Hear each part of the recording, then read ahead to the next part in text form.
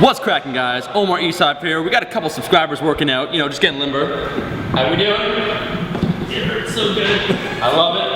All right. Synchronized. Here with Coach Brian, the coach.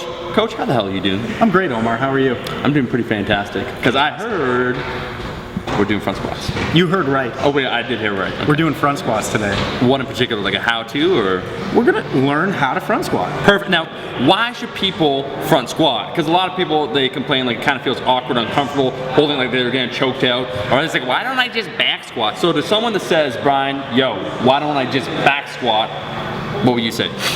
The front squat is a complementary exercise to the back squat in any good Olympic lifters program. It's not an alternative to back squat.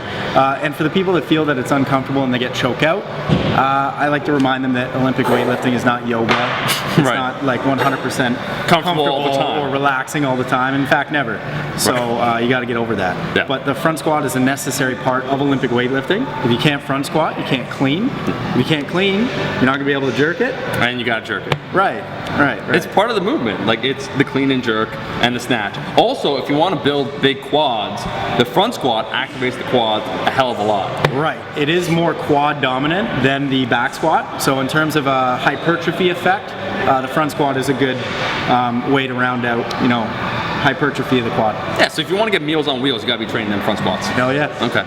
All right, so today we're going to be going over the front squat, and step number one for the front squat is we are going to use a clean grip, so the same grip that you would use if you were doing a clean. All right, so you're going to place your hands on the bar with the same width that you clean and jerk with, which is usually slightly wider than shoulder width.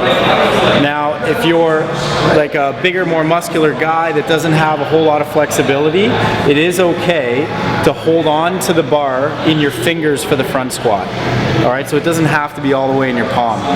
Once you've got your fingers situated on the bar evenly and you're a little bit wider than shoulder width, you're going to step up to the bar and place the bar on top of your clavicle. So just like in the end stage of the clean, the bar has to be on top of your clavicle. Once the bar is on top of your clavicle, you're going to lift your elbows up so that your triceps are parallel to the ground. By doing so, it's going to lock the bar in place on top of your clavicle with no chance of it sliding off the clavicle or down your delt. So with a big breath of air, you can unrack the bar from this position and get into your front squat stance. To front squat, we recommend having your feet a little bit wider than hip width with your toes flared out slightly. And again, that bar is on top of the clavicle. From here, you want to brace the core and then begin the descent. The descent of the front squat should be a knee break style squat, meaning the movement is initiated by the knees drifting forward a little bit and flaring out as you sink into the bottom of the squat. So it's not a hip hinge style squat like a low bar back squat is, but a knee break style squat, meaning the movement is initiated by the knees moving forward and out slightly. What this is going to do is allow you to stay more upright for longer until hopefully you sink into the bottom of the squat position, you know, ass to grass, and your torso is parallel to the angle of your shin. If not, you're actually going to be more upright in the front squat position.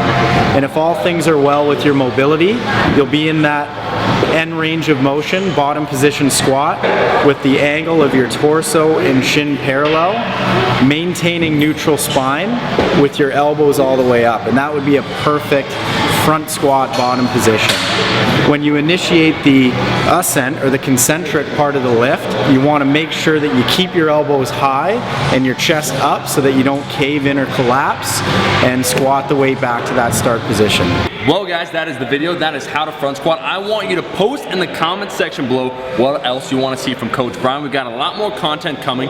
If you like this content, make sure to like this damn video. And for the love of everything holy, make sure you're following the coach on Instagram. Coach, hit me with that Instagram. It's B_Marsh27. I'll be seeing all you guys, my rascals, in that next video. Peace.